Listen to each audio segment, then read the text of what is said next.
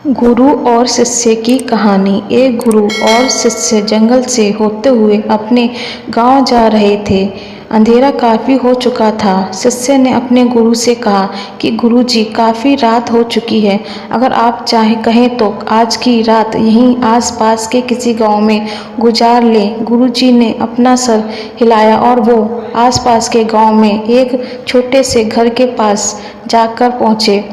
अब जैसे ही वहाँ गए तो गुरुजी के शिष्य ने दरवाज़ा ठकठकाया। उस घर से एक गरीब आदमी बाहर आया तो गुरुजी ने बोला, हम अपने गांव जा रहे थे, लेकिन काफ़ी रात होने की वजह से हमने इसी गांव में रुकने को सोचा। क्या हम आज रात आपके यहाँ रुक सकते हैं? गरीब आदमी बोला, हाँ क्यों नहीं, आप दोनों अंदर आ जाएं। अब जैसे ही गुरु जी अंदर गए, उन्होंने देखा कि इस आदमी के घर में बहुत ज़्यादा गरीबी थी।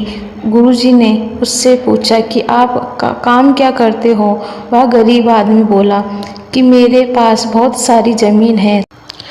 वह आदमी बोलता है, ये किसी काम की नहीं है। गांव वाले बोलते हैं कि ये बंजर ज़मीन है, यहाँ पर कुछ भी नहीं उग सकता और वह फसल उगाना बहुत बड़ी बेवकूफ़ी होगी। गुरुजी ने बोला कि तुम्हारा गुजारा कैसे होता है? उसने बोला कि मेरे पास एक भैंस है जिससे मेरा पूरा घर चलता है। ये सुनने के बाद गुरुजी सो जाते हैं और रात में जब सब लोग सो रहे होते हैं तब गुरुजी अपने शिष्य को उठाते हैं और उस गरीब आदमी की भैंस लेकर अपने गांव चले जाते हैं। शिष्य अपने गुरु से पूछता है कि गुरुजी, कहीं आप ये गलत तो नहीं कर रहे हो?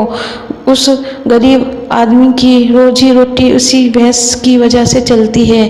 तो गुरुजी अपने शिष्य की तरफ देखते हैं और मुस्कुराते हुए आगे बढ़ जाते हैं। इस बात को तकरीबन 10 साल गुजर जाते हैं और जो गुरु का शिष्य था वह बहुत बड़ा गुरु बन चुका था।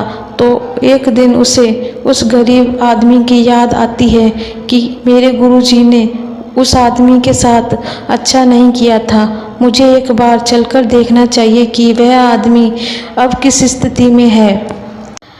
वह शिष्य उस गांव की तरफ जाता है और वहां जैसे ही पहुंचता है तो वह देखता है कि जहां पर उस गरीब आदमी का झोंपड़ा था, वहां पर एक बड़ा ही आलीशान महल बन चुका था और उस झोंपड़ी के बाहर जो बंजर जमीन थी उस पर फल और फूलों के बगीचे थे। तभी उधर से उस घर का मालिक आता है। शिष्य उसे पहचान लेता है और उस आदमी को बोलता है, तुमने मुझे पहचाना?